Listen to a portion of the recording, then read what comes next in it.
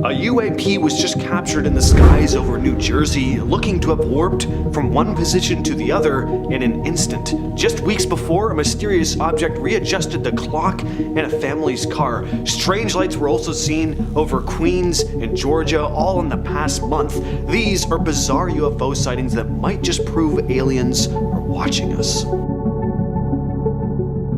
A strange UFO sighting was captured over New Jersey recently. In a 13-second clip shot near Atlantic City on a Sunday night back in December, a strange white light blinks in the sky before suddenly vanishing. Family members who were watching the light in the sky were completely baffled by what they were looking at. The thing just kind of hovers in the sky, slightly flickering before it looks like it disappears. Turns out that's not exactly the case. A man named Tim Janicki, who received the footage from a friend, posted it online with the heading reading, "I don't trust random videos I see on X, but this is 100% real." So this video has been getting shared around quite a bit. One commenter pointed out, "You can see it didn't just disappear, but it took off with incredible speed. There's a small flash of light to the left as it leaves. Humans can't produce the energy required to go that fast, especially from standstill." And that's true. If you look closely, you do see this really quick blip of light appear in the upper left of the screen right after the strange orb of light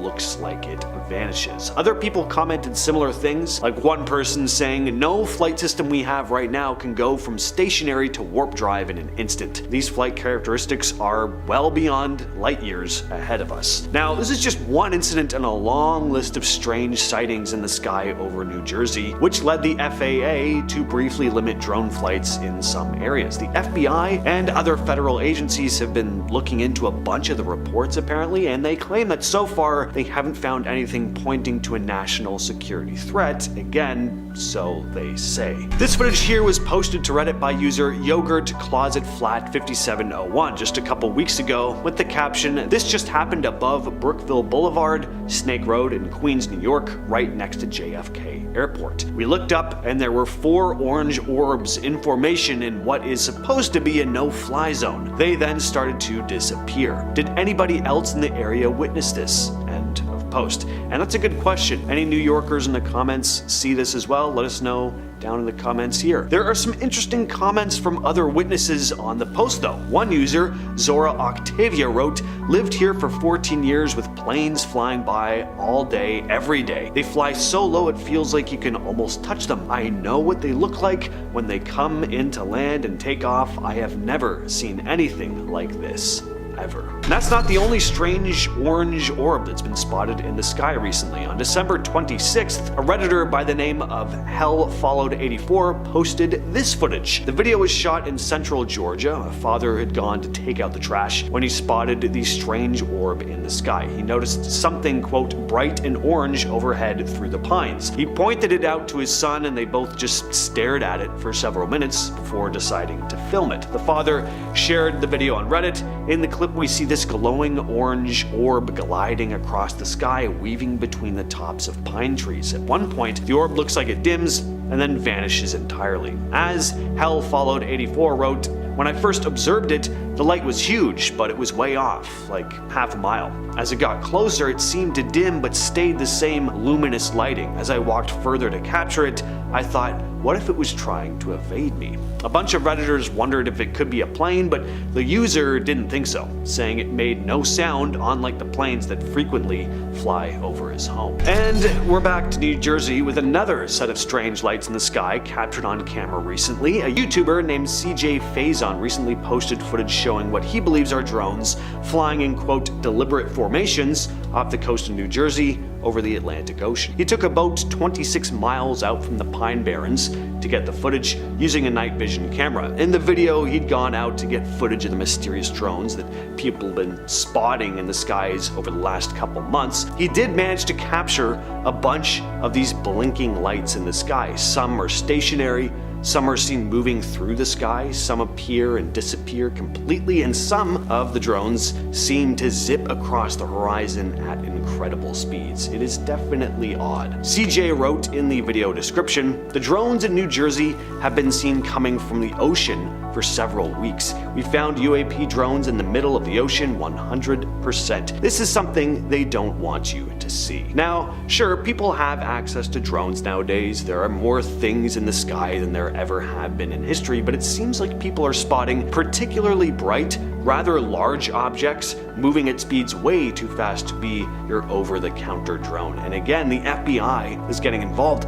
They've investigated around 5,000 reports about these drones, claiming that about 100 of them are considered credible. As of now, there have been no clear answers from authorities on who's behind the drones or what they're up to. This next report comes out again from New Jersey. This time, it's not just lights in the sky though. Whatever this object was, it actually affected the clock in a family's car. In early December, a family reported a strange effect while following one of these strange crafts that people have been seeing in the sky. As they drove along, the car's clock suddenly changed time, then went back to normal once they drove away. Local law enforcement in Morris County insists that there's no known threat to public safety, but residents are still trying to figure out what's going on themselves. There's even a Facebook group with over 17,000 members exchanging info on these sightings. One local software engineer, Rich Tunguska, thinks the clock change might be a clue. He commented, "Many newer cars get their clock time from GPS satellites," adding that the drones could be using GPS jamming or spoofing. He went on to say that if these drones are using, quote, GPS jamming, then it's plausible the car would follow the signal and change the clock. FAA contractor David Lombardo agreed, saying these drones likely have electronic interference capabilities. A strange UAP was captured on camera back in 2018, but the video was kept secret for years. It was just released to the public last year in January of 2024. The object was spotted flying over a US military base in Iraq and was tracked by a military infrared radar. It moved across the base before making a controlled descent into a body of water. About 17 minutes later, it reappeared and took off at an incredible speed. The Pentagon has officially classified it as a UAP. What caught a lot of attention was how quickly the object changed color. You'll notice that the object keeps switching from this semi-translucent look to black. And since the video was shot using infrared, the color changes indicate shifts in temperature. The object was changing temperature so fast that it actually made it difficult for the radar to even track. And according to Dr. Matthew Sadagas, a physics professor at the University of Albany, it was doing this, quote, faster than any known object. This next video comes from the YouTube channel Plant Abundance, who wrote in the description that he'd been outside doing some tree work when this bright object caught his eye. He watched it as it stayed stationary for about a minute and a half before fetching his camera. He caught the tail end of it before it drifted downward and faded out. Again, this is another recent clip posted on October 14th of 2024. Now the object is hard to make out. It's obviously pretty high up, but zooming in, it's definitely not a plane or a satellite. It doesn't even look like your typical drone. It looks like a spherical metallic object. So what is it? I don't know. What do you all think? This footage was taken a few years ago. It's another spherical flying orb. The AARO, the office within the US Department of Defense that handles UAPs, released the footage captured by an MQ-9 Reaper drone during a Senate hearing in the Middle East. The video shows an orb smoothly flying through the sky at a high speed. The AARO came out saying that they had no idea what it was, calling it a genuine UAP, but they also mentioned it was not the first time they'd seen something like it. On December 16th of 2024, tourists at Disney World in Orlando caught sight of a glowing red UFO streaking upward in the night sky. The object kinda looks like a falling star, but in reverse. The video made the rounds on TikTok with people commenting it was a UAP of extraterrestrial origin. Now, unlike a lot of the other stuff on this list, this one may have a very clear explanation, and while that explanation probably isn't aliens, it's still pretty cool. The glowing streak was probably a SpaceX rocket that launched that night. Falcon 9's reusable booster successfully landed in the Atlantic after 8.5 minutes. SpaceX was transporting a GPS satellite for the US military. There was a similar sighting near Disney on December 23rd, also very likely a SpaceX mission. So this final story comes from a new docu-series called Investigation Alien. Footage was captured showing a strange object descending into the English Channel. The series follows journalist George Knapp and his team, including underwater archaeologist Rory Kremer, as they dig into evidence of extraterrestrial life. During one of their expeditions off the coast of Normandy, they spotted an illuminated object about 200 yards away. At first, it was stationary, but then it sped off, only to return later, but at that point, most of the crew was asleep. Kremer, though, was on night watch, and he was able to capture the object on camera as it plummeted into the water. Knapp was shocked when he saw the footage. He returned Kremer for an explanation, and Kremer, who's been in the field for over 20 years, admitted, "I don't got any answers, do you?" He thought it might be a flare, but it didn't have the typical smoke. As the object disappeared into the water, Knapp suggested it could be tied to some sort of subterranean base. Kremer pointed out that local tribes in the region have long reported unexplained lights, which were often linked to gods.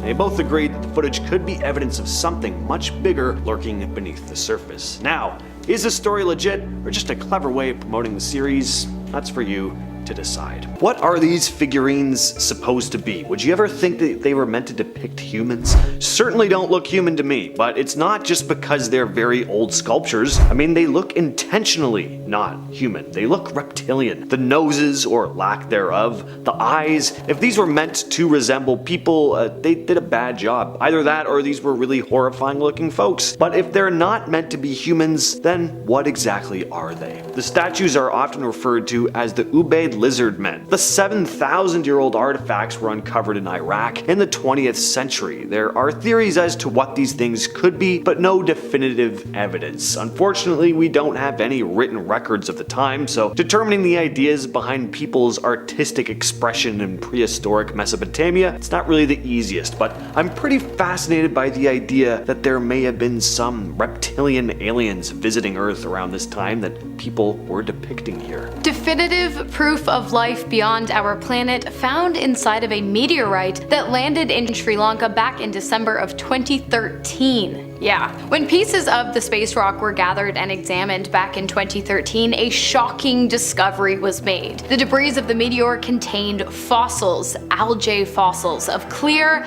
extraterrestrial origin, according to lead scientist Professor Chandra Wickramasinghe. Because algae is technically alive, if Professor Chandra's science is correct, the discovery marks the first documented discovery of life that originated from outside of our atmosphere. While the legitimacy of the work has been debated amongst Chandra's peers, who claim that the algae may have been embedded into the meteorite during its time on Earth, the professor is standing firm in his discovery and has claimed that among the algae fossils he discovered were other organisms that are not yet identified and do not match anything discovered on Earth thus far, which of course is great news for those of us who are really hoping that Chandra's discovery of extraterrestrial life is legitimate and that the doubters are just mad they weren't able to make the discovery for themselves. Are these sculptures of planes? They kind of look like stylized planes to me, but that would be impossible because these are thousands of years old. They're artifacts from what is known as the Kumbaya period, a pre-Columbian culture which was around from about 500 BC to 600 AD. They were known for their skill in metalwork. I mean, obviously these things are lovely, but yeah, they really do look remarkably like modern airplanes. They have wings that don't really look like bird wings to me, and a lot of them even have what look like tail fins. So how and why were these created? Did these people somehow have knowledge of what the future of air travel was going to look like? Were they encountering beings with highly advanced technology? The official explanation is that these are depictions of animals, insects, birds, that sort of thing, and yeah, there's a very good chance that's all these are, but I can't deny how eerily accurate they look to modern flying machines. And here's another really interesting thing. In 1994, a group of German engineers actually built scale models of the Kumbaya artifacts to see if they could fly, and guess what? They did, with an added propulsion system of course, but the designs worked. They were aerodynamically perfect and could fly. The Williams Enigmalith. What is it? Well, I'm not entirely sure, but it's definitely from out of this world. It looks a bit like a rock with a plug, but it's not a rock with a plug, and it's far from being just an ordinary rock. The object was found in 1998 by a hiker named John J. Williams. He noticed a strange piece of metal coming out of the dirt on his hiking trail, and so he dug it up. When he did, he revealed a rock with 3 metal prongs sticking out of it. It looked somehow man-made and appeared to have some kind of electrical component to it. Why? Well, I'm not sure. But Williams, who is an electrical engineer, claims that the electronic component embedded in the stone was not glued or welded into the granite rock surrounding it, meaning that while it appears to have possibly been man-made, because electrical components don't just naturally exist inside of rocks, especially ones dated to be around 100,000 years old, it must be something else, perhaps from somewhere else, perhaps somewhere out of this world. While Williams is open to having others research the strange rock, he does have a few conditions. He must be present for whatever discovery is made, and the rock must remain unharmed. Even with these parameters, you would think that by using modern day tools and technology, we would have been able to get an answer as to what exactly the rock is by now, and where the electrical component is coming from and how it was embedded. But no such discovery has been made, leaving the leading theory to be that its origins are likely not of this earth, and that it likely holds the answers to questions we haven't even thought to ask yet. No one is exactly sure what this thing is. It's been dubbed the Wedge of Aiud and was found in Romania in 1973. Workers came across it while digging during a construction project. It was found buried along with 2 large mastodon bones. The wedge is around 5 pounds and it's made of aluminum. Now, this turns out to be pretty strange because aluminum wasn't widely used until the 19th century, but this thing is estimated to be much older, at least 250,000 years old. It's a very odd looking object. It looks like a modern art piece or something, but what exactly is it? Well, again, nobody really knows for sure, but one of the funnest theories, of course, is that it's extraterrestrial in origin, maybe having come off an ancient alien spacecraft or something. The Sumerian Triumph Tapestry, which appears to not only depict the succession of various rulers to the throne, but also the presence of UFOs hovering above the Sumerian people, is next on our list today. The tapestry was created in the capital of West Flanders province in the Flemish region of Belgium around 1538, and since then it has been the subject of many conspiracy theories, which makes sense considering the 2 alien spaceship-looking objects depicted in the top left corner of the piece. Now, if you know anything about the Sumerian people or the Anunnaki, you are likely well aware that even without the presence of the Triumph Tapestry, the Sumerians are a pretty good argument for the legitimacy of aliens having had a pretty prominent presence on Earth in the past. Adding the tapestry into the mix is really just the cherry on top of the extraterrestrial cake, because it confirms how the Anunnaki, the ultra-intelligent alien species that ordered the creation of the pyramids, arrived on Earth in the first place. If you don't know anything about the Sumerians, ancient Sumeria, and the Anunnaki, but would like to, I do have a video on them titled Ancient Sumerian Mysteries That May Never Be Explained that you can watch after this. Next, we have the Tunguska Artifact, known as one of the world's out-of-place artifacts. It was discovered in 1961 near Olancha, California. While out looking for geodes, these rock collectors found a strange rock that seemed out of place, and when they cut it open, they were surprised to find it actually had a metal core inside. The outer layer of the rock was encrusted with a hard substance, while the inner metal core was a cylindrical object that looked almost like a spark plug. This was not what anyone had been expecting to find, because the rock seemed to be millions of years old, far older than the age of modern machinery. So it sparked, see what I did there? It sparked a lot of curiosity. Some researchers think this is just a naturally occurring geode that somehow formed around a modern spark plug, but what if it's not the case? What if it's a piece of ancient technology left by an advanced civilization, or even more interesting, an object that some extraterrestrial beings left behind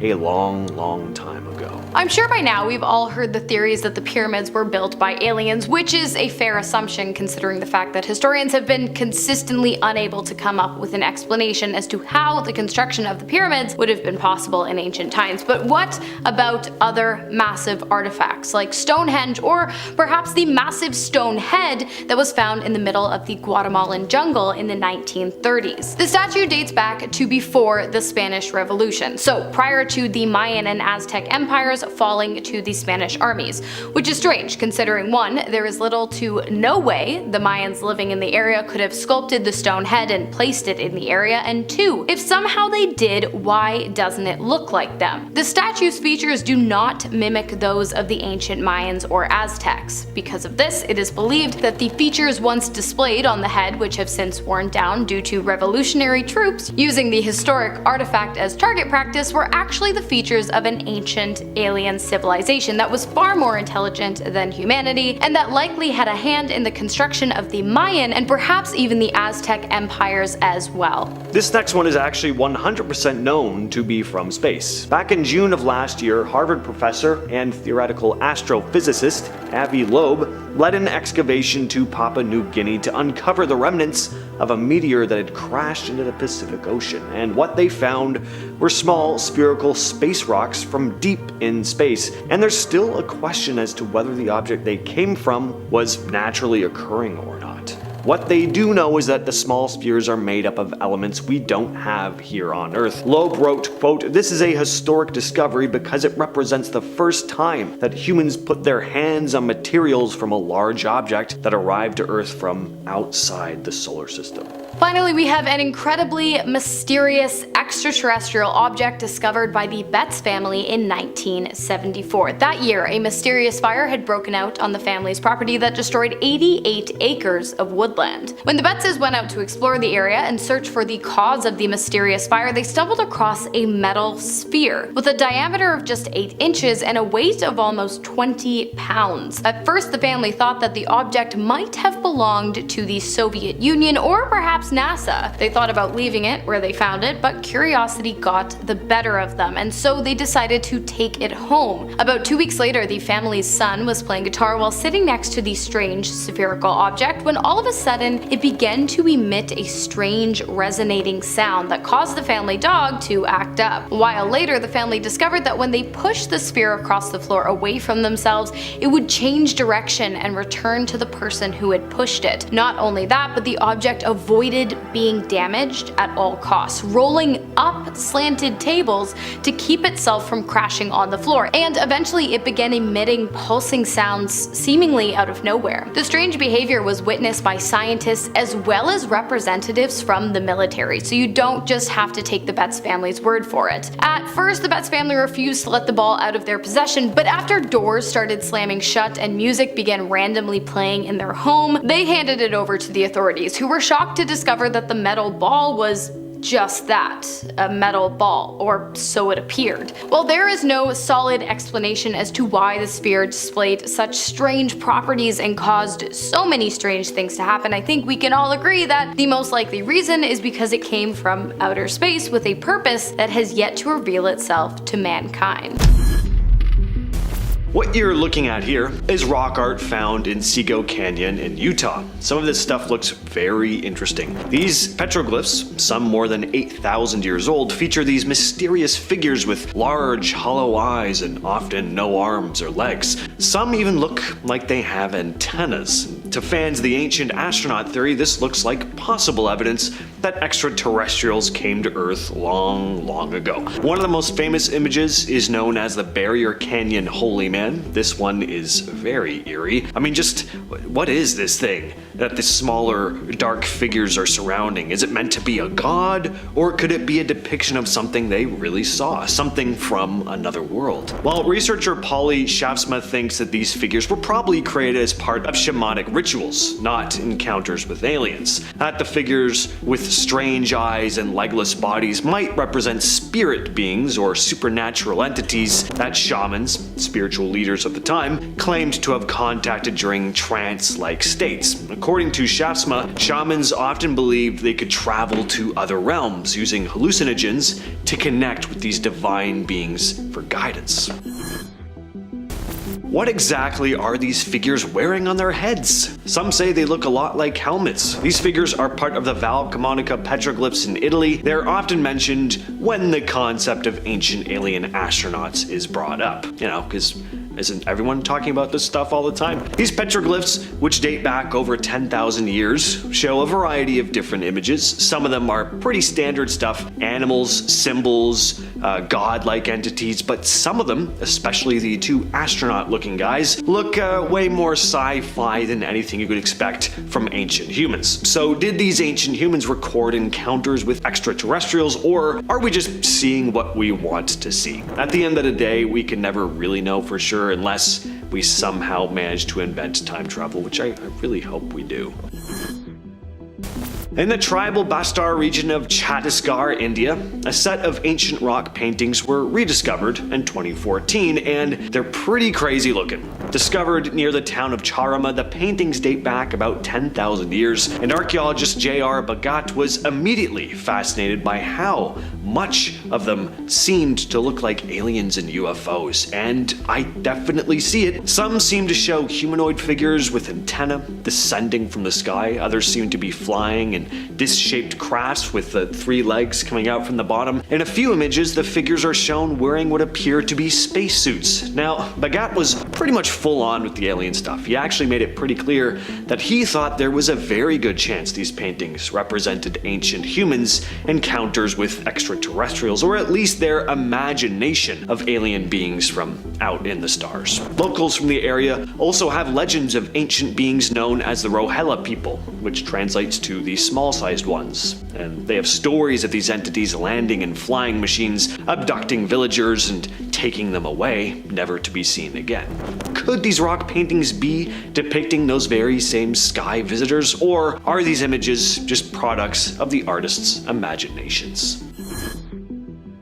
The Wandjina cave paintings of the Kimberley region in Australia have fascinated people for centuries. These paintings show figures with these large black eyes, white faces, and no mouths, often surrounded by halos or what sorta look like helmets. They're unlike anything we'd expect to see in Aboriginal art, which has led to this theory that these could be depictions of alien beings. Now, the Wandjina are considered powerful spirit beings in Australian Aboriginal culture, believed to have come from the sky during the dream time. They're said to have created the land and its people before disappearing into the earth or returning back to the stars. But it's really hard to look at these images here and not see your stereotypical alien, isn't it? Why are they painted this way? Could these ancient beings really have been extraterrestrial visitors?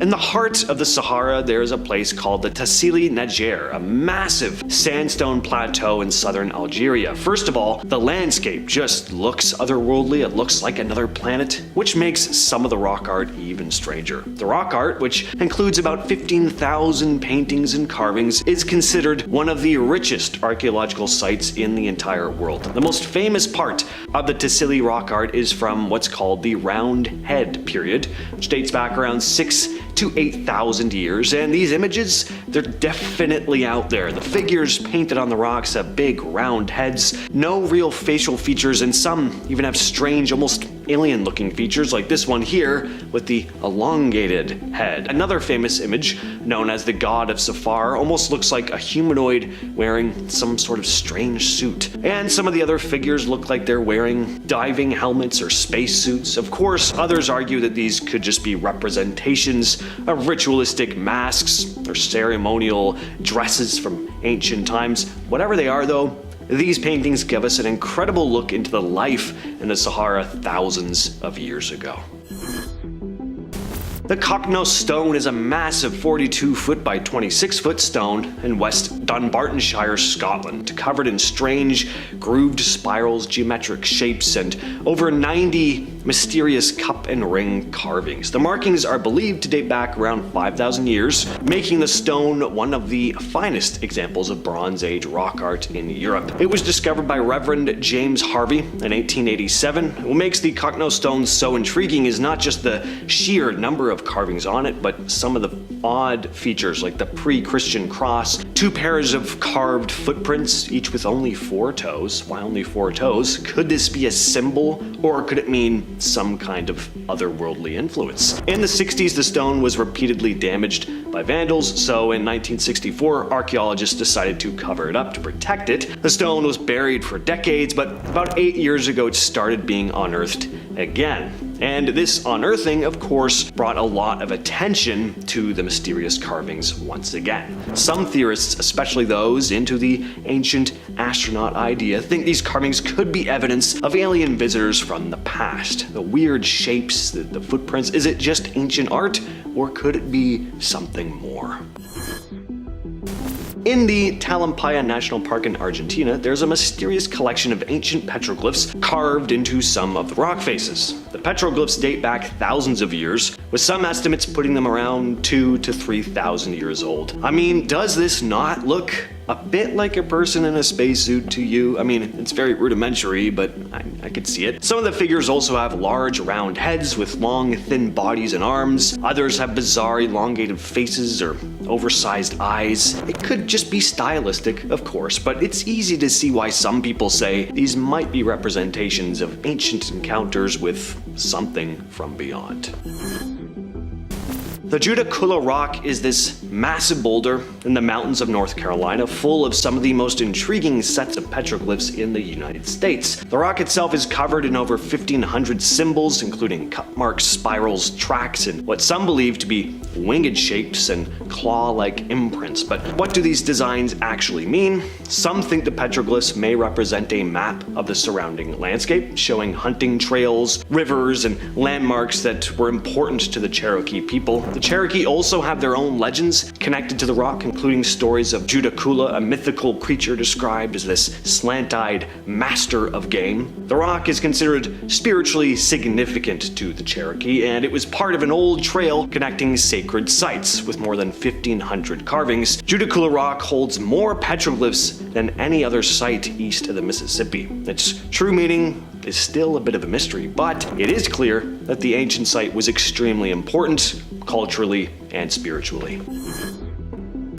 So we're gonna go back to Sego Canyon for a moment to talk more specifically about the rock art created by the Fremont people. Sego County is a bit of a time capsule, with rock art from 4 different periods: Archaic, Fremont, Ute, and even some Anglo-American additions from the late 1800s. The Fremont style dates back around 600 to 1250 CE. It features these human-like figures that are pecked directly into the rock, and they're very strange looking figures. To me, some of them almost look like your classic 1950s style robots. Very boxy bodies, what almost looks like antennas sticking out of their heads, details that look kind of like buttons and knobs on their bodies. Again, could these figures represent something more than just ancient people? Could they be alien visitors or their technology? By the time the Ute style started coming about, around 1300 to the mid-1800s, the art had evolved to include more realistic depictions of animals,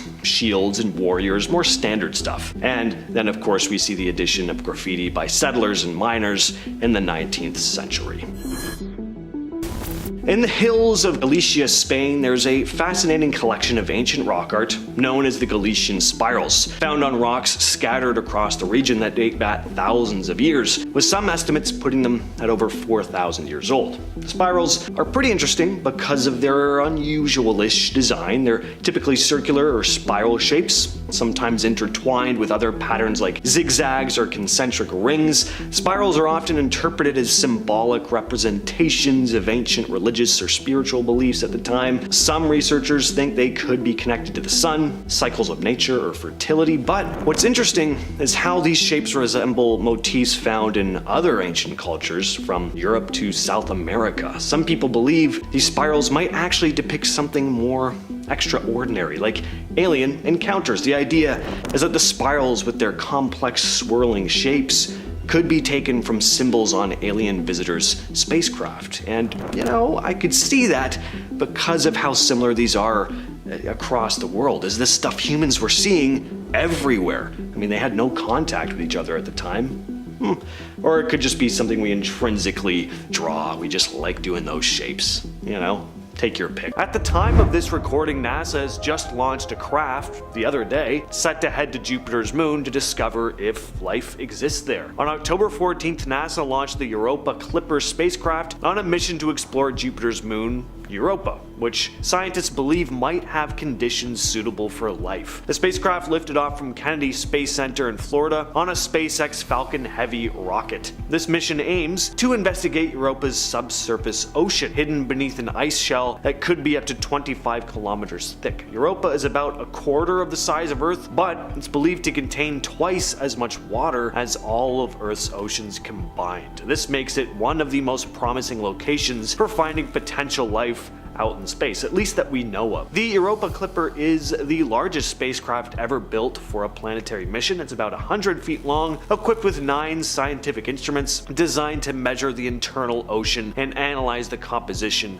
of the moon's surface. The spacecraft will conduct 49 close flybys of Europa starting in 2031, getting as close as 15.5 miles to the surface. So unfortunately, we do have quite a while to wait before we hear anything, but the fact that NASA is actively seeking out life on a distant moon is pretty cool. Fingers crossed they find something. Just last year, NASA released a highly anticipated 36-page report on UFOs or UAPs, and there were some interesting takeaways. They looked into hundreds of sightings but concluded that they didn't find any solid evidence that aliens were behind any of them. Still, they didn't completely rule out the possibility either. NASA Administrator Bill Nelson made it clear that the agency is stepping up its game in researching these mysterious encounters. He said they'll be using better tech and artificial intelligence to dig deeper into them. The report is pretty technical, but one key takeaway is that it stated there is no reason to conclude extraterrestrial sources are responsible for these sightings. But the report also didn't deny the possibility of, quote, potential unknown alien technology operating in Earth's atmosphere. So that's pretty cool. Nicola Fox, who's part of NASA's Science Mission Directorate, said UAPs are still one of our planet's biggest mysteries. The challenge? A lot of the data they have just isn't good enough to draw any solid conclusions about what these sightings really are. To tackle this, NASA brought in a new director of UAP research, but they're keeping their identity a secret. This person will build a database to track and analyze future sightings, and using AI and machine learning. It's a smart move, especially since Dr. Daniel Evans mentioned that some members of the UAP panel had faced, quote, actual threats, which is unsettling, so keeping the new director's identity hidden is really about protecting their safety. The Falcon Lake incident began on May 20th, 1967 in Falcon Lake, Manitoba, Canada. This event is often been called Canada's best documented UFO case, and for good reason. It all started with Stephen McCallick, an industrial mechanic and amateur geologist. He was exploring the area in search of precious metals when he suddenly heard a commotion from a flock of geese, and he looked up to see 2 strange objects hovering about 150 feet away, which he described as cigarette-shaped things with humps in the middle, glowing with a reddish hue. One of the crafts then landed on a nearby rocky platform, transforming into a shiny disc that looked like, quote, hot stainless steel. McCallick sketched the craft for about a half an hour before deciding that he wanted to get a closer look. As he approached, he noticed it was completely smooth, but the craft had an open door where he could hear muffled voices. Then he reached out and touched the craft, which was so hot it melted the fingertips of his gloves. As he turned to leave, understandably, a panel then opened up, releasing a blast of heated gas that knocked him back, setting his clothes on fire. McCallick barely managed to escape, feeling nauseous and disoriented. He was so sick he was unable to eat solid food in the days following the incident, and was treated for burns that doctors said resembled radiation injuries. His story caught the attention of the RCMP, the Royal Canadian Air Force, and even US authorities. And when they reached the site that McCallick said he spotted the craft, authorities found a 15-foot ring of burnt vegetation, and there were highly radioactive elements found in soil samples and in the clothing McCallick had been wearing on the day of the encounter, which he had to rip off because they were on fire. And there was also superheated metal that had melted into the cracks of rocks, also highly radioactive. Till this day, the case has not been explained. This incident is referred to as South Africa's Roswell, the Kalahari crash, kind of tells you how significant this one was. So the story goes that this whole incident was covered up. Some of the details of this one are a bit vague, and some chalk this up to being a hoax, but there were supposed leaked documents describing the following events. So this was an unusual event that took place over the Indian Ocean on May 7th, 1989. According to reports, a fast-moving object believed to be a UFO was spotted by naval personnel. In response, fighter jets were sent to intercept and target it. The UFO was successfully hit and crashed in the Kalahari Desert, leaving a noticeable skid mark. Shortly after the crash, a U.S. recovery team was swiftly deployed to gather evidence from the site and transport it to Patterson Air Force Base. And not only were parts of the aircraft retrieved, but the bodies of 2 alien beings as well. The Tic Tac UFO incident is one of the most compelling pieces of evidence in the world of unidentified aerial phenomena,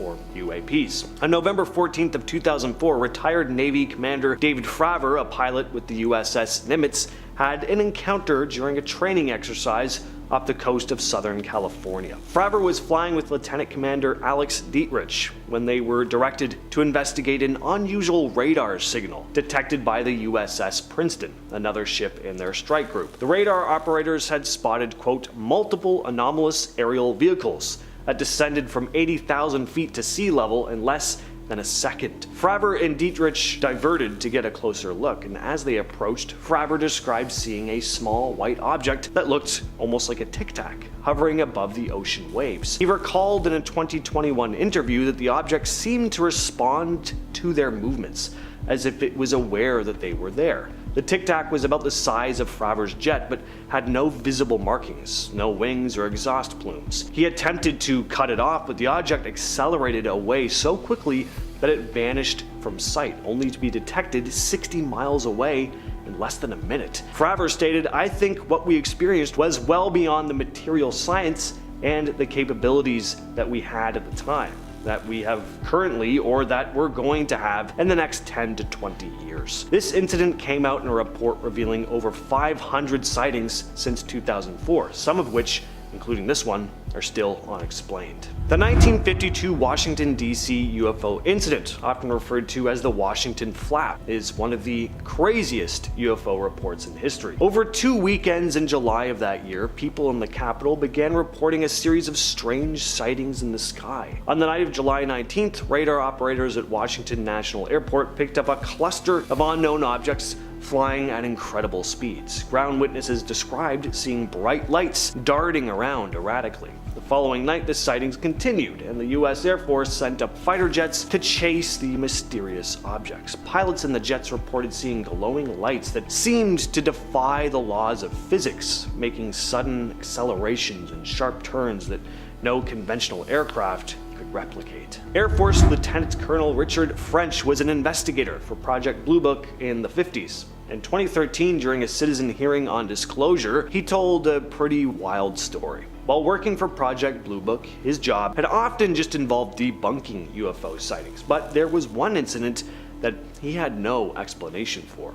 French recounted an incident had happened while he was investigating off the coast of St. John's, Newfoundland. Reports had come in about 2 mysterious aircraft that supposedly crashed in the water. French followed a group of around 100 onlookers gathered on a nearby wharf. What he saw next was something he'd never be able to forget. He described encountering 2 to 3 foot tall beings that were thin and gray, seemingly working on their damaged crafts in the water. French and the onlookers watched as these strange beings repaired their vessels right before his eyes. Then the craft lifted out of the water and shot off into the sky. He never included this sighting in his official reports at the time, probably fearing he'd be laughed out of his job. The Indian Ocean has a long history of mysterious sightings, with reports of strange underwater objects dating back as far as 1873. A number of sailors have described encounters with these massive, mile-wide discs lurking beneath the surface of the water, sometimes accompanied by eerie lights. One of the earliest documented sightings occurred on March 23, 1873, when the ship Adelheid was navigating the South China Sea. Crew members claimed to see this huge glowing circular object floating just below the water. And then May 15th, 1879, the crew of the HMS Vulture spotted two enormous Ferris wheel type objects spinning in opposite directions. Each spoke about 25 feet wide and spaced about 100 feet apart. On April 14, 1901, sailors aboard the SS Kilwa reported beams of light shining from an underwater disc-like object in the Persian Gulf. Then in 1943, a sailor named Matthew Mangle noticed a massive glowing disc keeping pace with his ship.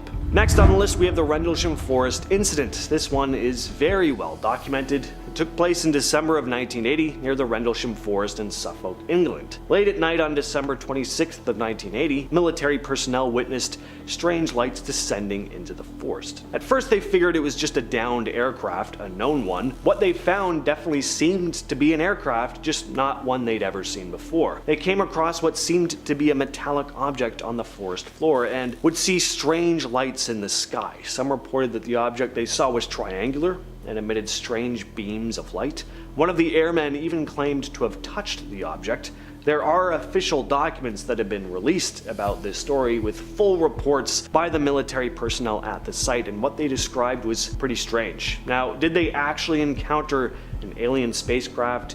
It's debatable, but what is clear is that they saw something out of the ordinary. And finally, we have one of the most mysterious and destructive crash landings of all time, the Tunguska Event. On June 30th, 1908, a massive blast hit this remote area of Russia. The event is believed to have been caused by the airburst of a large object of some kind, most likely a comet or asteroid, entering Earth's atmosphere and exploding in mid-air. The explosion released an enormous amount of energy and flattened about 80 million trees in the area. Now, luckily this happened in a very remote area, so only trees were affected, but that also means there were very few witnesses. A handful of people did report seeing a bright bluish light in the sky though, accompanied by a series of thunderous noises. And there's always been this question as to whether this was caused by a space rock or something else. Apparently there was also mutated plant life after this impact, and Joseph Stalin is rumored to have even conducted secret experiments in the area, but that's more of an urban legend. Just what could be going on in this top secret facility, and why have Australians been protesting its existence since day one? In 1975, a pilot and several passengers flying a private plane near Pine Gap's airspace saw something they would never forget. The facility had only started operating 5 years before. Everyone was wondering what the hell was really going on in there, and the passengers and crew were hoping they were going to see something while flying overhead, and see something they did. A large white object appeared, taking off from the base at an incredibly high speed. The object moved so fast that it was nearly impossible for the witnesses to get a good look at it before it vanished into the sky. The pilot, upon landing, reported the sighting. They were told to wait for investigators, and when these investigators arrived, they supposedly told the group to keep their mouths shut about what they'd seen and to forget the incident entirely. Obviously, not all of them did, and if there wasn't already heavy speculation and controversy about this facility amongst the Australian public before, there certainly was now. Now, what exactly is the Pine Gap facility? Sitting right in the middle of the outback, not too far from the remote town of Alice Springs, officially it's known as the Joint Defense Facility Pine Gap, and it's run by both the US and Australian governments. But what exactly goes on there? Like with any facility like this, there's the official answer and the more speculative ones. The facility is decked out with some serious tech. You know those big satellite dishes you see in movies? Pine Gap has plenty of them. They're used for all sorts of high-tech communication and surveillance activity. Officially, the facility is involved in intelligence gathering, satellite tracking, and missile detection. It's always been a controversial place though. It's seen a number of protests over the years, and many of them aren't even necessarily to do with the rumors and conspiracies, but they certainly don't help with its image. Pine Gap is rumored to be a secret site for advanced technology testing. Again, much like claims made about Area 51. A place where the military can try out their fancy new tech far away from the prying eyes of the public. And if you were gonna pick a spot for a test flight over your new advanced drone or aircraft, the Australian outback would be about as ideal as it gets.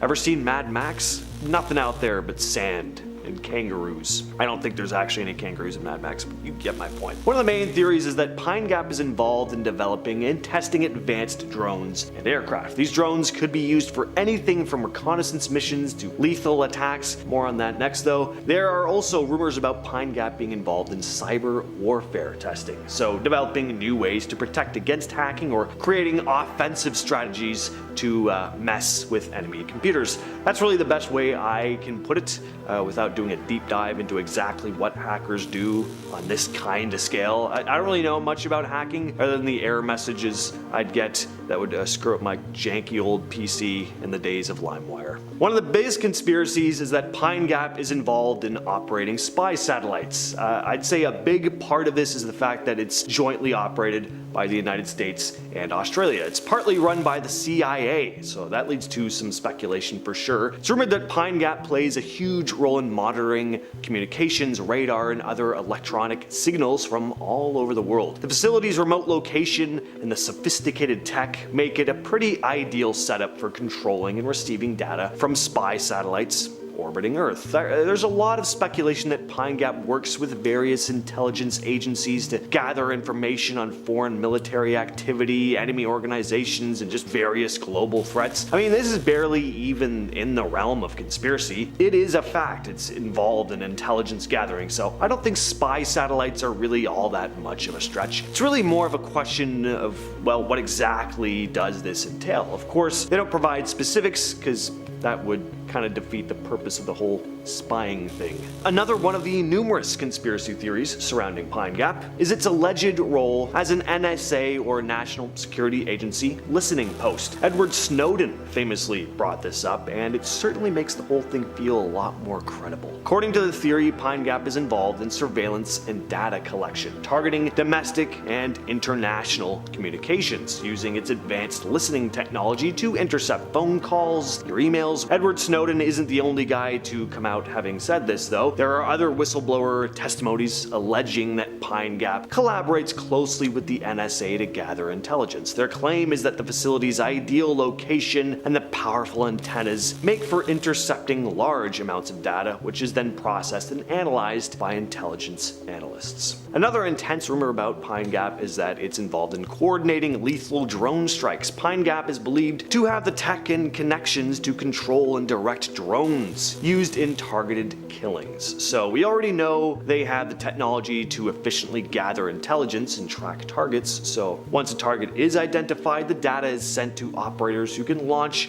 and guide drones to hit specific targets, often in remote or hard to reach areas. These drones can carry out precision strikes, taking out high value targets with little to no risk to any human soldiers. The idea that Pine Gap could be involved in operations like this, again, stems from the fact that it's another hub for US intelligence and military agencies. So it's no secret that the US has used drones for targeted strikes in various parts of the world, and Pine Gap's advanced technology would be a major asset for this type of thing. Accusations about drone strikes have been denied, but I mean, of course, they're gonna deny something like that. Targeted drone strikes are probably the most controversial part of modern warfare.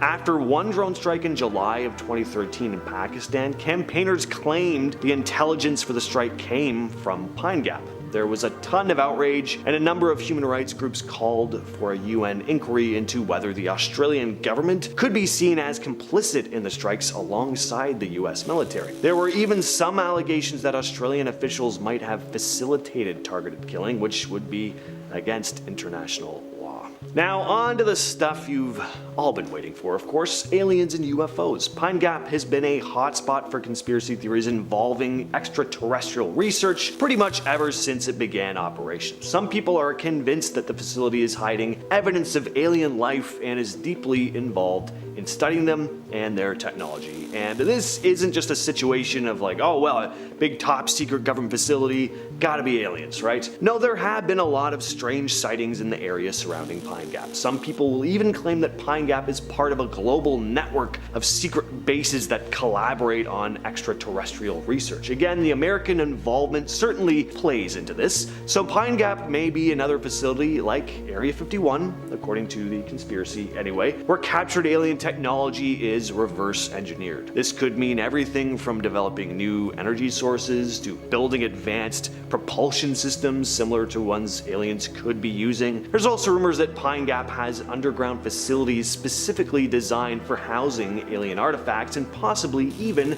extraterrestrial beings themselves. Let's get into some detail on a UFO sighting specifically, shall we? One of the most talked about encounters at Pine Gap happened early in the morning on December 22nd of 1989. So 3 men were heading home after an all-night hunting trip when something out of the ordinary caught their attention. It was around 4:30 a.m. when they noticed what looked like a door. It was camouflaged to blend into its surroundings. Suddenly it opened right in front of them, and from behind it there was a huge metallic gray disc. The disc moved slightly, hovering over the base for a few moments. The hunters stood there, frozen in shock, and watched as this disc shot upwards and then vanished into the sky. As they tried to process what they'd just seen, they saw the camouflage door slowly move back into place, sealing shut as if it had never been there. Pine Gap employs around 1,000 people, and most of them live in the nearby town of Alice Springs. The workers are a mix of Australian and US intelligence personnel, but Alice Springs has a large American population, thanks to Pine Gap obviously, and visitors and townsfolk will often say, if you ask any of these Americans about their jobs, the common answer you'll get is that they're gardeners. It's apparently so common that it's become kind of an inside joke. Are all these people who say they're gardeners really gardeners, or could gardener be a cover for the real work these individuals do at the facility? Some people think that these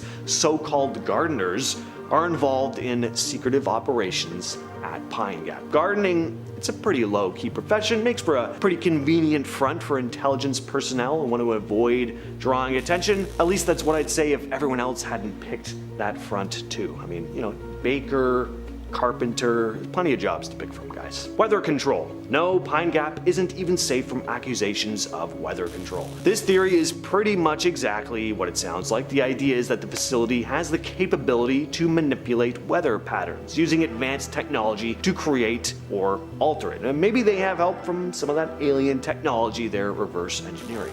Again, even without the possible secret alien technology hidden inside, people see the sophisticated equipment combined with the secretive nature of the facility, and questions start to form in people's heads like, could they be playing God and screwing with the weather? Could they be using methods like cloud seeding or even more advanced techniques, creating rain and drought-stricken areas? That would be nice. Or maybe they're working on ways to weaponize the weather. The concept of weather control isn't entirely far-fetched either. Various governments have been known to have explored weather modification in the past. Starting off this list in our number 10 spot, we have the Holy Trinity. The Paracas Candelabra is a mysterious geoglyph located in the Paracas Peninsula in Peru. It is a large figure carved into the side of a hill measuring over 180 meters in length, and it is visible from the sea. The geoglyph depicts a candelabra-like figure with a central stem and 3 branches extending outwards. Cactus-like, some would say. The exact age and purpose of the Paracas Candelabra remains unknown, but it is believed to have been created by the Paracas culture who inhabited the region from 800 BCE to 100 BCE. In other words,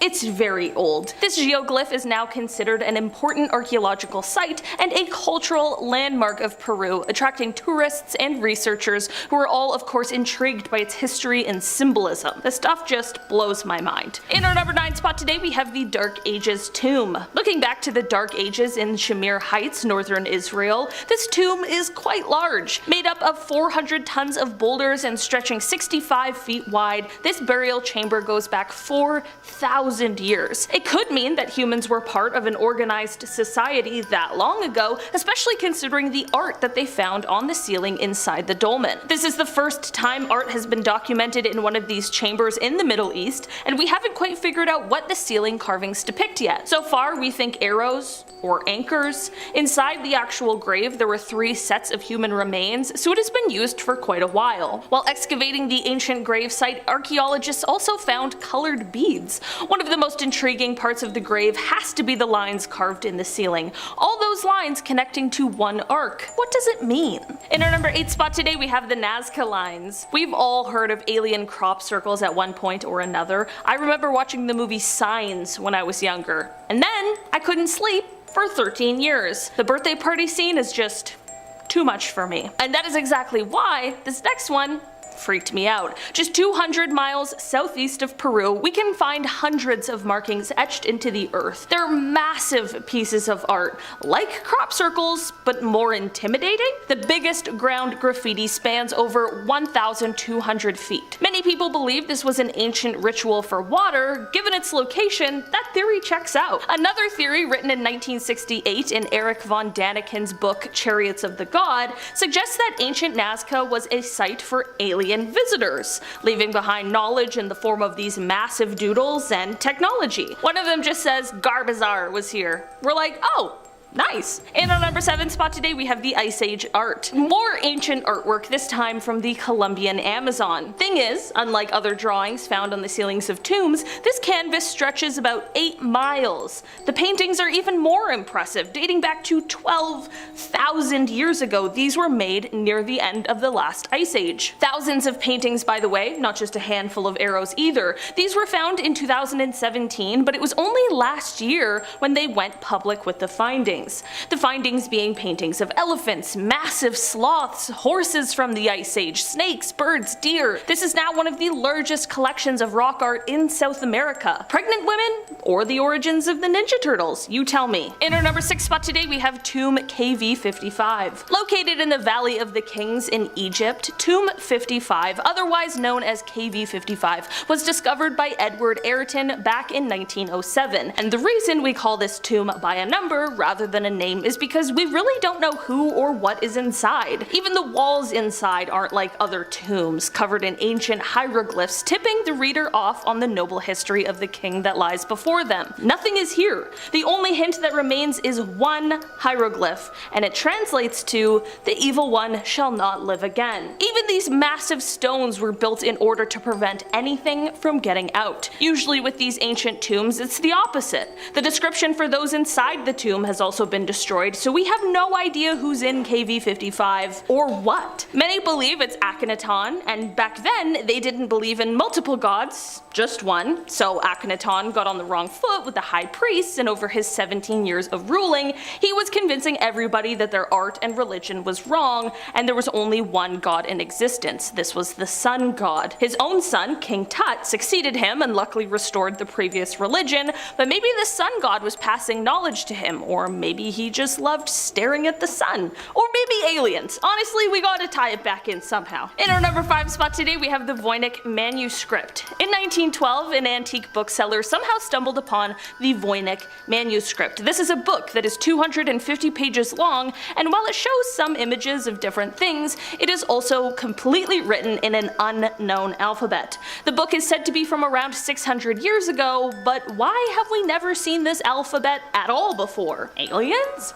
A researcher by the name of Stephen Bax has apparently been able to decipher 14 of the characters in the book, but do you really know for sure? It is said that while this book may have been written in some unknown language, it may also possibly be code for something that is yet to be cracked. While I truly have no idea what secrets this book holds, I do hope it's nothing of importance to us now. Or maybe the aliens are just trying to make contact. Write in English, please. In our number 4 spot today we have the Atacama Giant. This massive geoglyph is located in the Atacama Desert of Chile. Looks like an alien doodle. I love this little guy. It is a large human-like figure measuring 86 meters in height, and it is believed to have been created by the pre-Columbian peoples who inhabited the area over 1,000 years ago. The figure's arms are raised and its body is decorated with symbols and designs that are thought to have been religious or have astronomical significance. Imagine finding this one day hundreds of years ago. It would be absolutely jarring. The purpose of the geoglyph remains a mystery. Who were they trying to communicate with in the skies? The geoglyph is speculated to have been used for astronomical observation or as a spiritual symbol. Today, the Atacama Giant is considered an important archaeological site and a cultural landmark in the region. In our number 3 spot today, we have the Northern Kazakhstan geoglyphs. This is a package deal, more than one symbol in this one. Massive, mysterious geoglyphs were found in the remote regions of northern Kazakhstan. These geoglyphs consisted of various shapes and symbols, including circles, squares, lines, some of which stretch for several kilometers across the landscape. Our last one was one symbol, one little guy. This one here is much larger. The origin and purpose of these geoglyphs of course remain unknown, but they are believed to have been created by the ancient nomadic tribes who inhabited the region over 2,000 years ago. Some experts speculate that the geoglyphs may have been used for religious or ceremonial purposes, while others believe that they may have served as navigational aids. Or, if you're clicking this video, maybe they were communicating with higher beings. Maybe it was aliens, I'm just saying, alright? Today, the Northern Kazakhstan geoglyphs are considered a very important archaeological site.